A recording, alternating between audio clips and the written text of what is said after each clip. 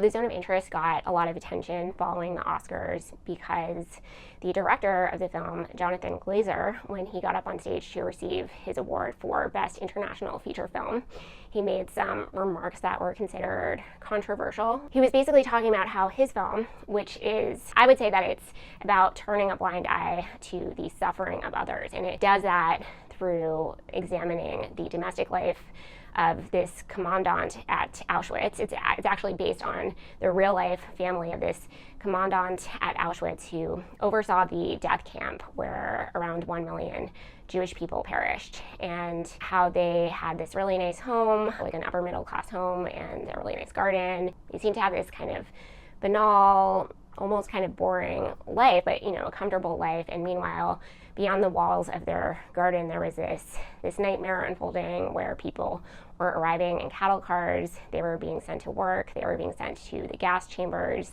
and being cremated. They intentionally created the movie with this idea that they wanted the viewer to identify with the perpetrator. There have been films about perpetrators, and a lot of those examples have shown perpetrators quite villainous, not us. So I wanted to avoid the artifice of cinema. I wanted to look at them more forensically. And the whole idea of this project was to be confronted by a reflection of ourselves on some level. We have this idea that villains in movies are just these monsters that we can't relate to, but he actually wanted us to relate to them and think about the ways in which we ignore the suffering of others. All our choices were made to reflect and confront us in the present, not to say, look what they did then, rather look what we do now. Our film shows where dehumanization leads at its worst. It shaped all of our past and present. Right now, we stand here as men who refute their Jewishness and the Holocaust being hijacked by an occupation which has led to conflict for so many innocent people. Whether the victims of October the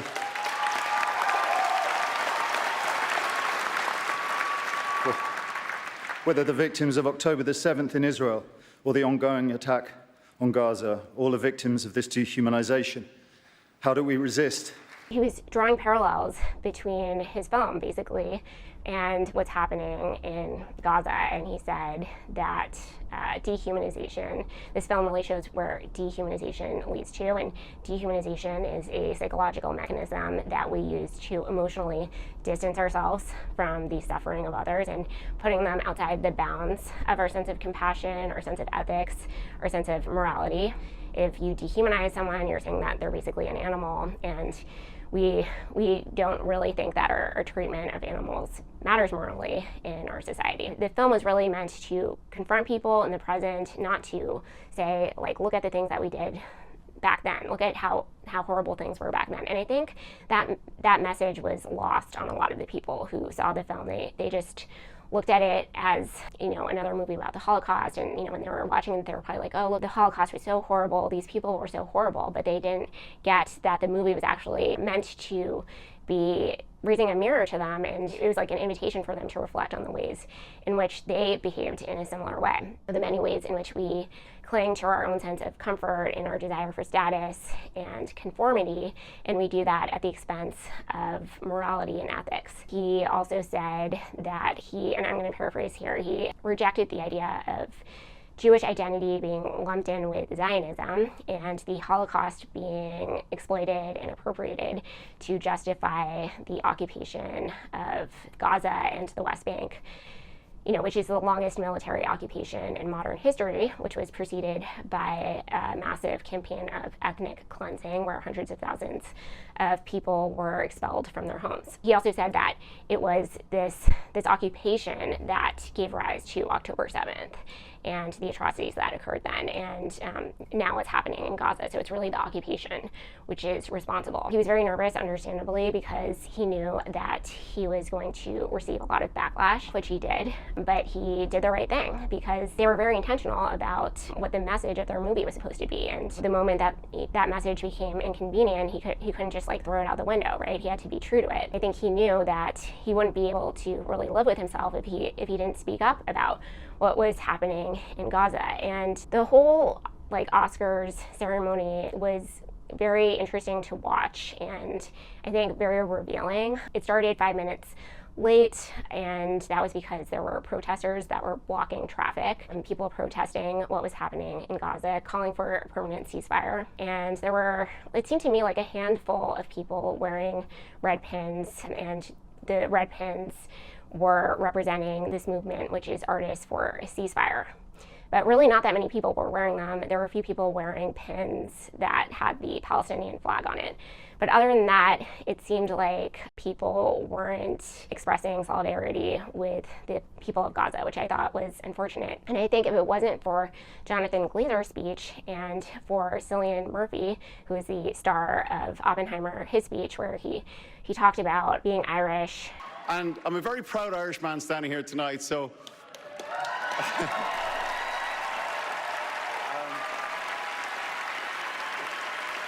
You know, we made a film about the man who created the atomic bomb, and for better or for worse, we're all living in Oppenheimer's world, so I would really like to dedicate this to the peacemakers everywhere. Aside from those two speeches and, the fact that it started 5 minutes late and some people were wearing these pins, I don't think you would have known that on the other side of the world, you have a trapped population, half of which are children, who have nowhere to go. They've been relentlessly bombed, and the area that they've been living in is now basically flattened. They don't have access to food, water, electricity. They've lost loved ones. People have lost limbs. Many people are suffering from infectious diseases and not having access to medication. People have had amputations performed on them without anesthesia. Children have had amputations performed on them without anesthesia. God knows how many people have died long deaths trapped under the rubble, which I think is one of the worst ways to die. The U.S. is very much involved. The bombs that have been dropped on Gaza are U.S.-made bombs. So I think that Americans have a responsibility to speak out, and the fact that people weren't speaking out and they were just dressed to the nines and laughing, acting as if nothing is happening while this apocalyptic nightmare is unfolding. It really represented to me what this film was really about, and it's almost like the universe is revealing something to us. And actually, one of the reasons why I love film so much is that I think it's one of the ways that we give expression to a lot of the things that are kind of percolating in the collective unconscious, the things that we don't really know what to do with. And I think film is one of the ways that we kind of process and try to make sense of and come to terms with these things. I thought that the zone of interest was very relevant, obviously, to what's happening in Gaza, but then I also thought Killers of the Flower Moon was relevant because Israel really represents the last dregs of this settler colonial paradigm, and the U.S., which has been, providing the bombs that are being used to bomb Gaza, is a settler colonial country who hasn't come to terms with our settler colonial past.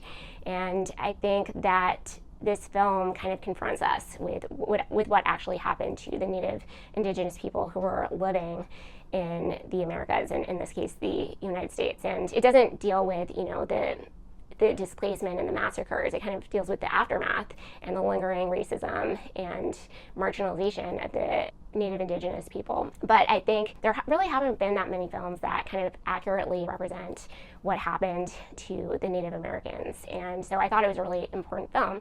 And I think it's also relevant because one of the themes is oil and the stealing of the money that came from the oil that they discovered on their land.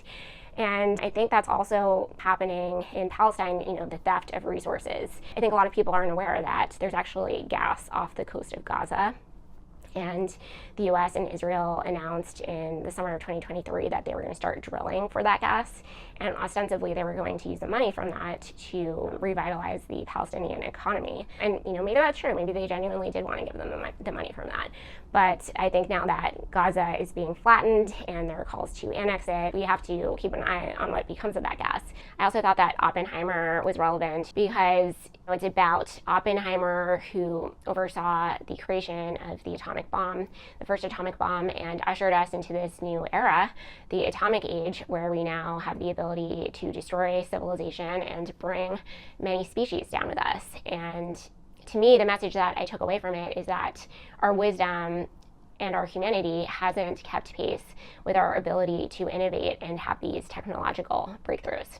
So I thought that it was a missed opportunity for the producers of Oppenheimer and the director, Christopher Nolan, when they received the prize for Best Director and Best Feature Film, that they didn't talk about that. They didn't talk about the meaning of the film and what the film represents in terms of, like, you know, where humanity is potentially heading if we don't cultivate more wisdom and we don't cultivate compassion and figure out a way to solve problems diplomatically instead of resorting to war.